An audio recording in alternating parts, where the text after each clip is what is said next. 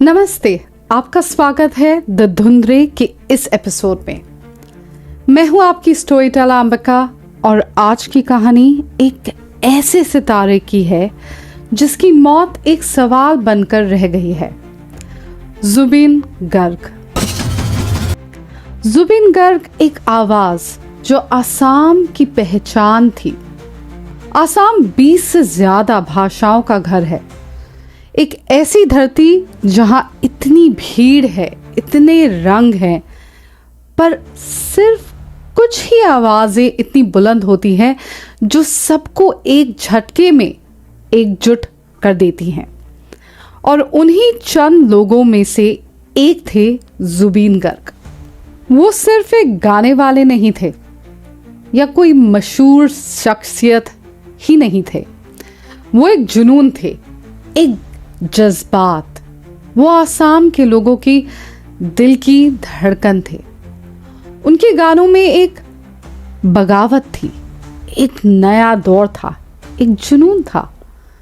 जब पूरा देश कोविड की मार झेल रहा था, जब आसाम बाढ़ में डूब रहा था, तब जुबिन थे जो बुराई के इस दौर में अपने लोगों के साथ कंधे से कंधे मिलाकर खड़े हुए।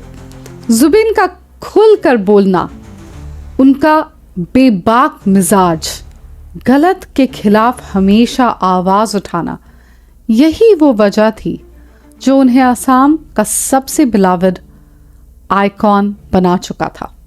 19 सितंबर 2025 एक ऐसी खबर आई सिंगापुर से जिसने पूरे देश को हिलाकर रख दिया। 52 साल के सुपरस्टार अब इस दुनिया में नहीं थे। जुबिन गर्ग की मौत की खबर। लोगों ने इस खबर को मानने से इनकार कर दिया। ये दुख, ये सदमा कुछ ही घंटों में गुस्से की आग में बदल गया, क्योंकि मौत की वजह सामने आई। पानी में डूबना, डेथ बाय ड्राउनिंग। क्या जुबिन गर्ग पानी में ड्राउन होके मर सकते थे? एक ऐसा इंसान जो नदियों से भी गहरा था, वो इतनी आसानी से पानी में डूब सकता था? विश्वास करना बोलो नामुमकिन था। लोगों का शक उस तरफ गया जहां हम सबसे कम उम्मीद करते हैं, उनके अपने लोग। जुबिन की मैनेजमेंट टीम और उनके सबसे करीबी दोस्तों पर घोर लापरवाही, ग्रोस नेग्लिजेंस का सीधा इल्जाम गया। ये माना गया कि उन्हीं की संगीन गलती से जुबिन की मौत हो गई। सवाल बड़े थे मगर जवाब सीधा नहीं था। तो आखिर हुआ क्या था 19 सितंबर की उस रात को सिंगापुर में? 19 सितंबर की रात सिंगापुर की उस यॉट ट्रिप पर आखिर क्यों डूबे जुबिन गर्ग? जुबिन गर्ग की पत्नी गरिमा गर्ग ने आखिर क्यों अपने ही पति के मैनेजर और सबसे करीबी दोस्त के खिलाफ एफआईआर दर्ज करवा दिया? क्या उन्हें भी अब साजिश पर यकीन हो गया था? और ये हिंसा, ये जोरदार प्रोटेस्ट क्यों बढ़ रहे थे, जिन्हें रोकने के लिए खुद सरकार को अपील करना पड़ा? क्या ये एक सिंपल सा हादसा, एक्सीडेंट था, या फिर कोई साजिश, इतनी बड़ी साजिश जिसमें जुबिन के करीबी लोग ही शामिल थे? इस केस की गहराई में चलने के लिए हमें शुरू से शुरुआत करनी पड़ेगी। तो चलिए, जुबिन गर्ग का जन्म हुआ 18 नवंबर 1972 को मेघालय के तुरा में। वो एक कला से भारी सम्मानित फैमिली का हिस्सा थे। उनके पिताजी मोहिनी मोहन बोर ठाकुर सरकारी सेवा में थे, पर कपिल ठाकुर के नाम से गीत और कविता लिखते थे। उनकी मां खुद एक बेहतरीन गायिका थी। जब वो सिर्फ 3 साल के थे तभी से उन्होंने गाना शुरू कर दिया था, और उनकी मां उनकी पहली गुरु थी। भले ही उनका जन्म मेघालय में हुआ था, पर आसाम उनका घर था उनकी रग रग में आसाम था। उनका रूहानी रिश्ता था आसाम से। नौकरी की वजह से अक्सर शहर बदलने पड़ते थे, इसीलिए स्कूल में पक्के दोस्त नहीं बन पाते थे। लेकिन उनका म्यूजिक का जो जादू था ना, वो जहां भी जाता था लोगों को उनका दीवाना बना देता था। उन्होंने असमीज फोक को मॉडर्न हिप हॉप R&B के साथ मिलाया। उनके गीतों में सिर्फ धुन नहीं थी, उनमें समाज की गलत चीजों के खिलाफ एक विरोध छिपा हुआ था। कॉलेज में BSc करते वक्त उन्होंने हिम्मत करके एक कदम उठाया।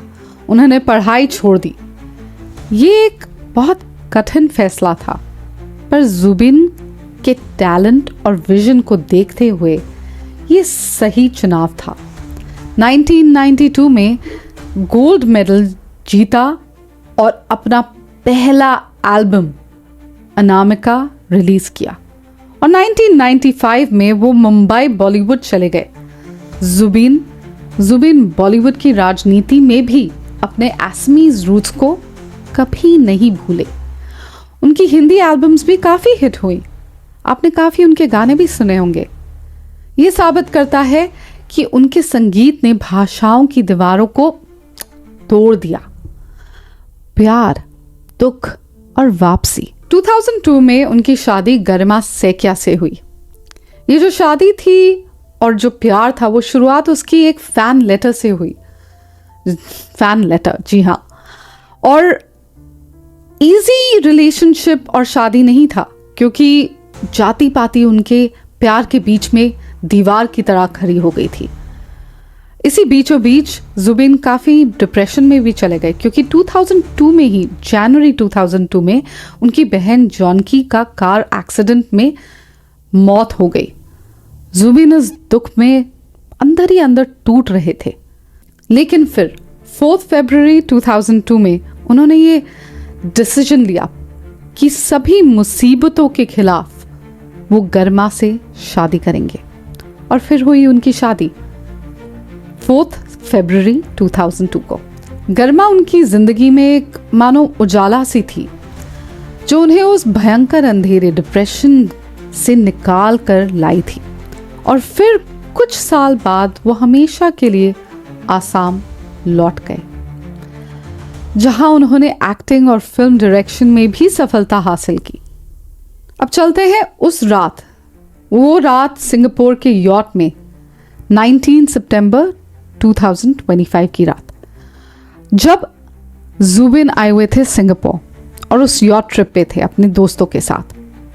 वो सिंगापुर में इसलिए आए थे क्योंकि नॉर्थ ईस्ट इंडिया फेस्टिवल में वो परफॉर्म करने वाले थे। ये काफी बड़ा कल्चरल इवेंट होता है। वो अपने मैनेजर सिद्धार्थ शर्मा और दोस्त और ड्रमर शेखर ज्योति गोस्वामी और कुछ और टीम मेंबर्स के साथ वही थे। ये नाम आप याद रखिएगा। फेस्टिवल के ऑर्गेनाइजर्स ने 19 सितंबर को सबके लिए एक यॉट ट्रिप रखी थी। जुबिंदा और उनकी टीम वहां आराम और मस्ती करने गए थे। लेकिन यहीं से कहानी में पहला मोड़ आया। एक सूटेबल और सेफ स्पॉट पे पहुंचने के बाद जुबिंदा पानी में उतरे, लेकिन रिपोर्ट्स में डिस्क्रिपेंसी है। कुछ रिपोर्ट्स कहती हैं कि उन्होंने पहले लाइफ जैकेट पहना था, पर फिर सब्सिक्वेंटली स्विमिंग करने के दौरान उन्होंने वो लाइफ जैकेट उतार दी। मगर कुछ रिपोर्ट्स में ये भी है लिखा कि लाइफ जैकेट ओवरसाइज थी और क्रू की सलाह के बावजूद उन्होंने वो उतार दी थी पहले से ही। लेकिन अचानक वो आराम का माहौल एक भयंकर पैनिक में बदल गया। जुबिंदा के दोस्त शेखर गोस्वामी ने उन्हें पानी में बिना किसी हरकत के फ्लोट करते हुए देखा। उनका चेहरा पानी के अंदर था।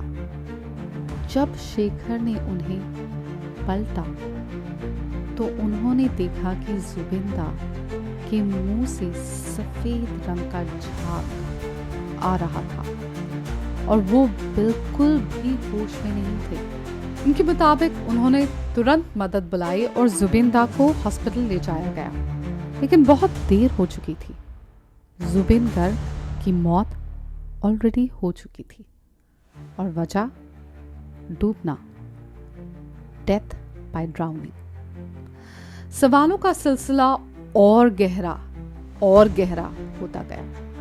ये खबर आग की तरह फैल गई और जुबिंदा के फैंस, खासकर असमीज लोग, ये सुनकर हक्का बक्का रह गए। लोगों का पहला शक उन लोगों पर गया जो जुबिंदा के सबसे करीब थे, मैनेजर सिद्धार्थ शर्मा और ड्रमर फ्रेंड शेखर गोस्वामी और इवेंट ऑर्गेनाइजर श्याम कन्नू महांता। सिंगापुर से आई शुरुआती पोस्टमार्टम रिपोर्ट ने मौत की वजह ड्राउनिंग की बताई, लेकिन लोगों ने सीधा रिजेक्ट कर दिया। उनके डिससैटिस्फैक्शन के चलते जुबिंदा की बॉडी को वापस आसाम लाया गया और दोबारा पोस्टमार्टम करवाया गया। अब जब पूरे ही स्टेट में काफी गुस्सा था जुबिंदा की मौत के कारण, तो गर्मा ने लोगों को कहा वो शांति बनाए रखें, कि अपील किया उनको कि शांत रहो। उन्होंने तो शुरू में मैनेजर सिद्धार्थ को डिफेंड करते हुए ये कहा कि वो फैमिली जैसे हैं, लेकिन कुछ दिन बाद वो पलट गई और सबको हैरान कर दिया। उन्होंने सिद्धार्थ शर्मा और श्याम कनु महांता समेत वहां मौजूद सभी लोगों के खिलाफ एफआईआर दर्ज करवाई, क्योंकि जुबिंदा की फैमिली ने ये माना कि उन्हें इवेंट के बहाने विदेश ले जाया गया था सिंगापुर में, और फिर साजिश करके उनकी मौत कर दी गई थी। आखिर हुआ क्या था जिसने फैमिली को अपना रुख बदलने पर मजबूर कर दिया था? पहले तो वो कह रहे थे कि ये सब फैमिली फ्रेंड्स की तरह है, फिर बाद में उन्होंने एफआईआर क्यों दर्ज किया? जब इन्वेस्टिगेशन शुरू हुई तो इस केस में कई बड़े और संगीन मोड़ आए। पुलिस ने सबसे पहले जुबिंदा के दोस्त और बैंडमेट शेखर गोस्वामी को हिरासत में लिया।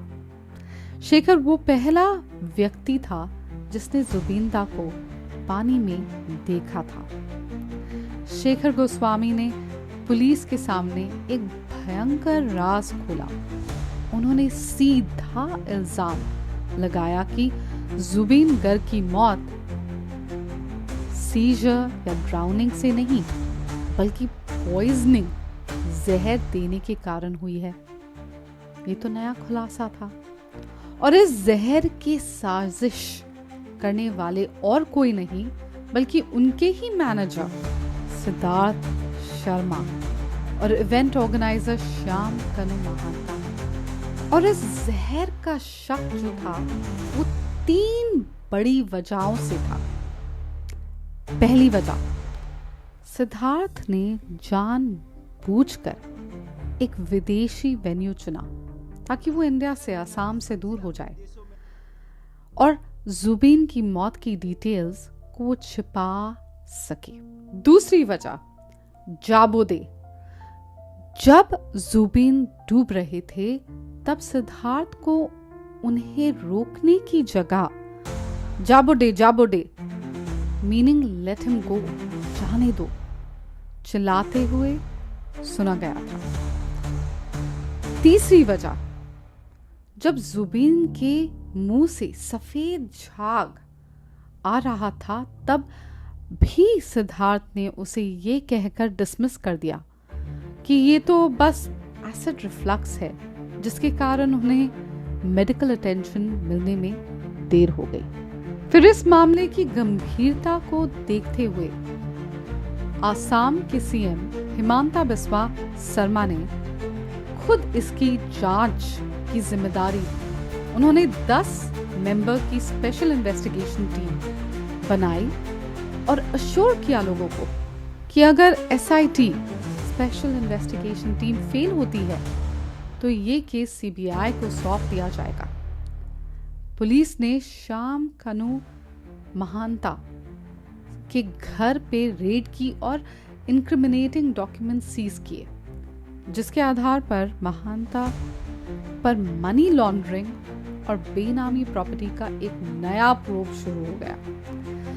सीएम ने यहां तक कह दिया कि श्याम कनु को आगे कोई भी इवेंट ऑर्गेनाइज करने से रोक दिया जाएगा। इसी दौरान ये खबर आई कि जुबिंदा को दौरे सीजर्स आते थे। अगर उन्हें पानी में सीजर आया तो ये घोर लापरवाही थी। जहां पूरे स्टेट में गुस्सा था, जुबिंदा को 23 सितंबर को फुल स्टेट ऑनर्स के साथ क्रिमेट देह संस्कार उनके किए गए। 3 पूरे दिन तक स्टेट मॉर्निंग डिक्लेयर की गई। उनकी अंतिम यात्रा में लाखों लोग शामिल हुए। ये दिखाता है कि जुबिंदा आसाम के लिए भगवान से तो कम नहीं थे।